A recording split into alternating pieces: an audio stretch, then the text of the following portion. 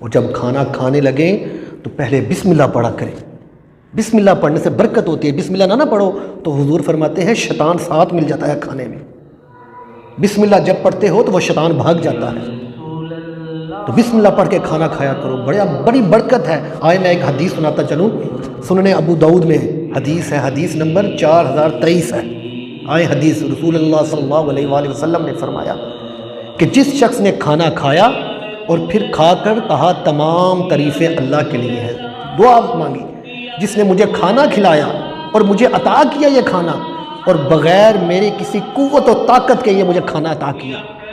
جب بندہ یہ دعا کرتا ہے تو حضور فرماتے ہیں اللہ تبارک و تعالیٰ اس کے اگلے پچھلے تمام صغیرہ کا جو گناہ ہے وہ معاف کر دیتا ہے. صغیرہ گناہ تمام اگلے پچھلے معاف کر دیتا ہے. تو جب بھی کھانا کھاؤ بسم اللہ پڑھ کر کھاؤ, اور جب کھانا ختم کر لو تو دعا کیا.